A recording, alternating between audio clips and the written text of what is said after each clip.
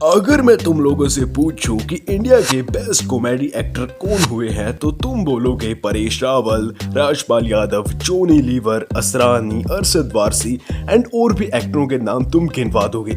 याद करो अपने बचपन को, जहां पर फिर हेरा फेरी, धमाल, दी दनादन, गरम मसाला, वेलकम, इन सब मूवीज ने कैसे हमारा बचपन संभाला है। और कॉमेडी के मामले में अगर टॉप एक्टर का नाम आए तो अक्षय कुमार का नाम तो भाई पीछे रह ही नहीं सकता। भाई साहब, अक्षय कुमार के स्टारडम को स्ट्रॉन्ग बनाने में ढेरों कॉमेडी मूवीज का हाथ है और तो प्रियदर्शन का भी इसमें पूरा हाथ है।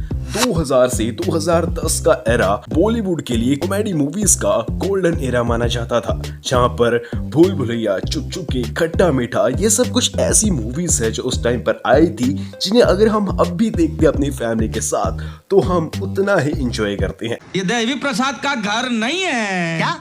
देवी प्रसाद घर में नहीं है? किधर है? अरे रे देवा, देवी का प्रसाद मंदिर में मिलता है। वैसे तो 80s 90s के टाइम पर जो मूवीज बनती थी उनके अंदर सिर्फ कॉमेडी मूवीज की कुछ झलक ही दिखाई जाती थी।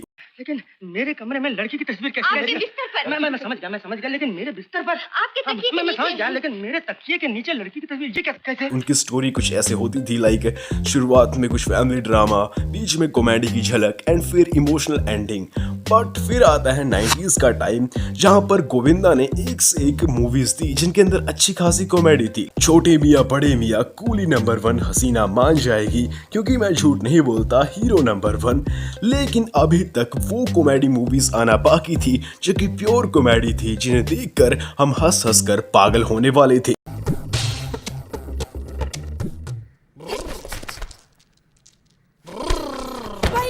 एंड वो मूवीज लाने वाले थे प्रियदर्शन। जी हाँ, प्रियदर्शन अपने टाइम के सबसे ज्यादा फीस चार्ज करने वाले डायरेक्टर बन गए थे।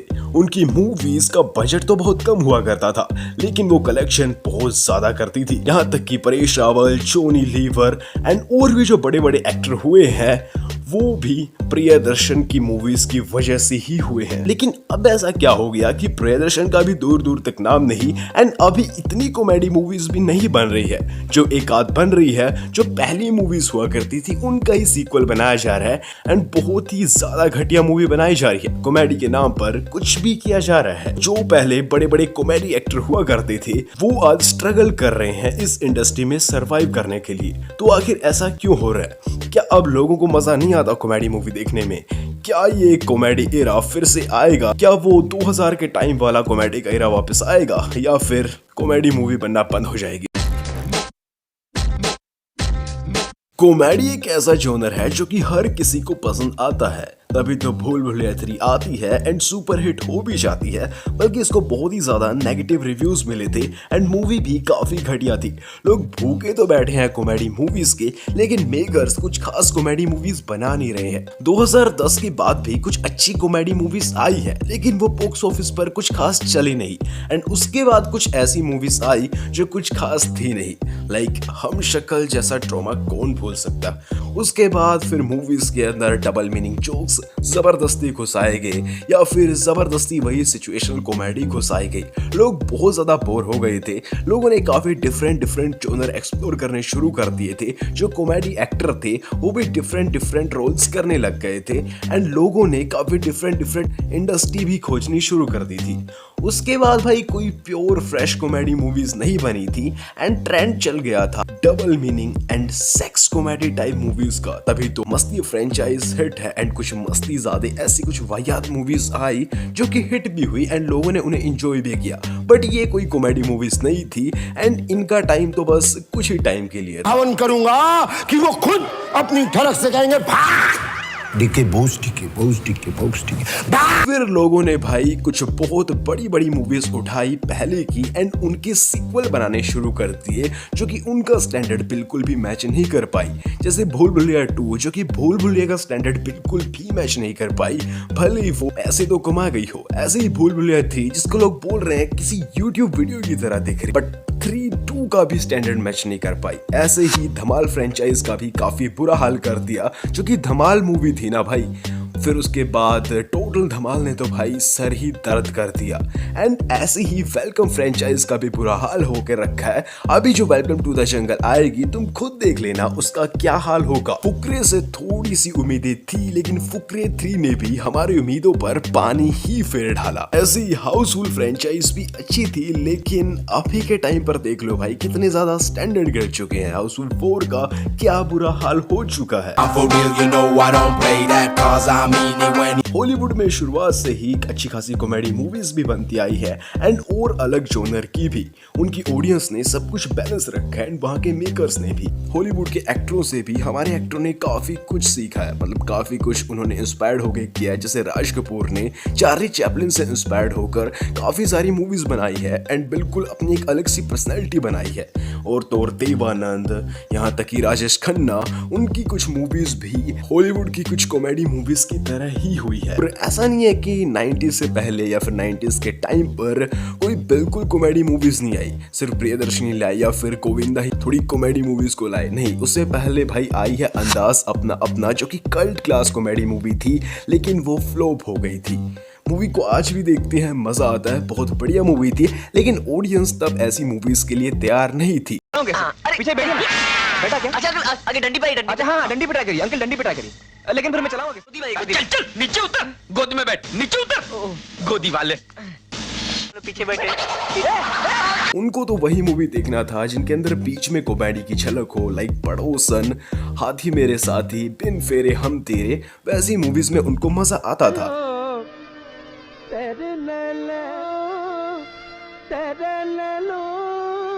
तभी तो अगर मैं तुमसे पूछूं कि तुमने लास्ट बेस्ट कॉमेडी मूवीज कौन सी देखी थी, तो तुम्हें सोचना पड़ेगा भाई साहब। 90s के टाइम में भी बहुत अच्छे कॉमेडियन एक्टर निकल कर आए हैं, लाइक कादर खान, शक्ति कपूर, अनुपम खेर। और कादर खान जी को कौन भूल सकता है, लाइक उन्होंने कितना कुछ दिया बॉलीवुड को। उनके जोक्स कितने ज्यादा डीप हुआ करते थे, उन्हें हम आज भी याद करते हैं। गोविंदा का टाइम भी सही था, लेकिन उनकी हरकतों के चलते उनका बॉलीवुड से पता साफ हो गया था। प्रियदर्शन ने भागम भाग मूवी के जरिए उनका हाथ पकड़ तो लिया था एंड बॉलीवुड में फिर से ले तो आए थे, बट फिर से उनका वही हाल हो गया एंड अभी उन्हें कोई खास पूछ नहीं रहा है। लेकिन इतने एक्टरों का हाथ पकड़ के इंडस्ट्री में लाने वाले डायरेक्टर प्रियदर्शन का आखिर इतना बुरा हाल क्यों हो गया कि अब उन्हें कोई पूछ तक नहीं रहा है। एक टाइम पर उन्होंने इतनी बड़ी बड़ी मूवीज दी है बॉलीवुड को, इतना कुछ दिया है, उन्हें अब कोई क्यों नहीं पूछ रहा है। बॉलीवुड की कोई भी बड़ी मूवीज उठाकर देख लो जो कि कॉमेडी की है एंड उसमें प्रियदर्शन का नाम जरूर आएगा। इनकी हंगामा, इनकी हलचल, मालामाल, विकली, ढोल, मेरे बाप पहले आप, वो सब प्रियदर्शन ने ही बनाई है। यहाँ तक कि हेरा फेरी मूवी को भी प्रियदर्शन ने ही डायरेक्ट किया है। ये कुछ ऐसी मूवी है जिनके मीम्स आज भी ट्रेंडिंग में चलते हैं, और ये मूवी अगर आज भी टीवी पर आ जाती है तो हम अपने परिवार के साथ देखने बैठ जाते हैं। एंड हेरा फेरी को तो मैंने 40 बार देखा हुआ है भाई साहब। 2010 के बाद प्रियदर्शन ने कुछ अलग जोनर ट्राई किया, जैसे इन्होंने अक्रोश, तेज, बम बम बोले, बिल्लू बार्बर, रंगरेज जैसी कुछ मूवी डायरेक्ट की, लेकिन ये सब movie line to line flop हो गई। इनमें से कुछ कॉमेडी मूवीज भी थी, लेकिन लोगों ने इनको पसंद नहीं किया एंड ये पूरी पिट गई। और ये बहुत बड़ा कारण बताया जाता है प्रियदर्शन का बॉलीवुड को छोड़ने का। लेकिन एक और बहुत बड़ा कारण है उनका बॉलीवुड को क्विट करने का, एंड वो है उनकी रीमेक्स मूवी का। जी हाँ, प्रियदर्शन की आप कोई भी मूवी उठाकर देख लो, वो आपको किसी ना किसी मूवी की रीमेक ही मिलेगी, या फिर वो किसी ना किसी मूवी से इंस्पायर्ड है। उनकी चुप चुप के मूवी रीमेक थी पंजाबी हाउस का, उनकी भूल भुलैया मूवी रीमेक थी माना चित्रा धासु का, उनकी ढोल मूवी भी एक रीमेक थी मलयालम मूवी की ही, जिसका नाम था इन हरा हरी नगरी। यहाँ तक कि हेरा फेरी मूवी भी रीमेक थी रामजी राव स्पीकिंग की ही। शायद प्रियदर्शन ने कुछ हटके जॉनर ट्राई करने की कोशिश की, उन्होंने कुछ ओरिजिनल क्रिएट करने की कोशिश की थी। प्रियदर्शन का ये भी कहना था कि बॉलीवुड के अंदर अगर आप कुछ ओरिजिनल क्रिएट करते हो अपनी बहुत ही ज्यादा मेहनत लगाकर, तो हो सकता है लोग उसको बिल्कुल भी नापसंद करें, क्योंकि यहाँ की ऑडियंस ऐसी है। उन्होंने साउथ में जितनी भी मूवी बनाई है वो उनकी ओरिजिनल थी, एंड इसीलिए उन्होंने ढेरों मूवी रीमेक्स बॉलीवुड के अंदर ही बनाई है। एंड ऐसा है भी भाई, बॉलीवुड के अंदर ढेरों बेस्ट मूवीज बनी है जिनकी स्टोरी बहुत बढ़िया थी, जिनका कंटेंट बहुत तगड़ा था, लेकिन लोगों ने उनको एक्सेप्ट नहीं किया। प्रियदर्शन ने भी जब कुछ हटके ट्राई करने की कोशिश की, उनको असफलता मिली एंड इसीलिए शायद वो बॉलीवुड क्विट करके साउथ में चले गए थे, क्योंकि वो थे तो एक मलयालम डायरेक्टर ही। रीमेक एक ऐसा टॉपिक है जिसे तुम कितने भी बढ़िया तरीके से बना लो, बुलाएगा तो वो चोरी ही, जो कि प्रियदर्शन ने किया था। लेकिन रीजन एक और भी है एंड वो है लेट नीरज वोरा। प्रियदर्शन एंड नीरज वोरा की जोड़ी ने धमाल मचाया है। प्रियदर्शन की जितनी भी लेजेंडरी कॉमेडी मूवी है उनको बनाने में नीरज वोरा का भी हाथ है। उन्होंने कुछ मूवीज को डायरेक्ट किया है, कुछ मूवीज को लिखा है एंड कुछ मूवीज के डायलॉग लिखे हैं। सिचुएशनल कॉमेडी भी कई मूवीज में उन्होंने ही क्रिएट की है, लेकिन फिर बताया जाता है ये जोड़ी टूट गई थी एंड प्रियदर्शन के सर पे सक्सेस चढ़ गई थी। वो भी इंसान को इंसान नहीं समझ रहे थे एंड ये जोड़ी टूटने के बाद फिर वो बॉलीवुड के अंदर सरवाइव कर भी नहीं पाए।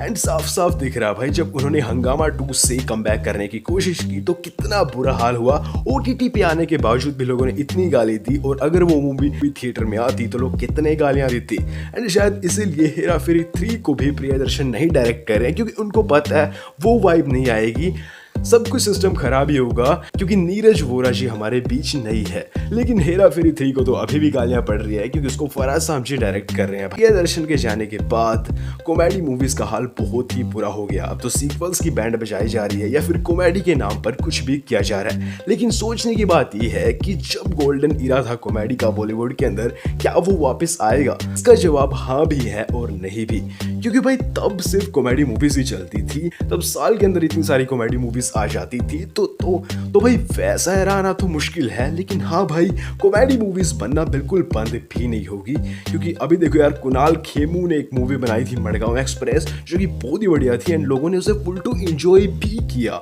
एंड उस मूवी को जो मैं थिएटर में देख रहा था तो मैंने सोचा कि भाई ऐसी मूवीज तो बॉलीवुड को जरूरत है। यहाँ तक कि प्रियदर्शन ने भी अक्षय कुमार के साथ एक मूवी अनाउंस करके रखी है भूत बंगला नाम से, एंड ये जोड़ी जब साथ में आती है ना, हर चीज फीकी पड़ जाती है। यहाँ तक कि इनकी लेजेंडरी मूवी भागम भाग का सीक्वल भी अनाउंस हो चुका है।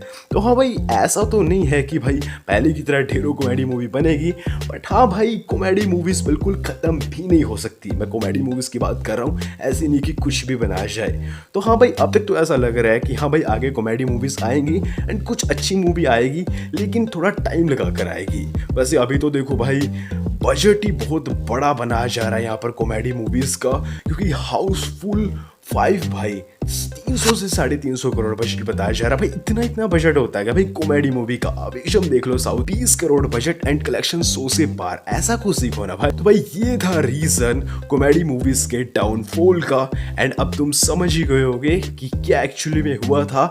एंड उम्मीद करता हूँ तुम्हें वीडियो देखकर मजा भी आया होगा, एंड अगर आया होगा तो प्लीज लाइक कर देना, शेयर कर देना एंड सब्सक्राइब भी कर देना।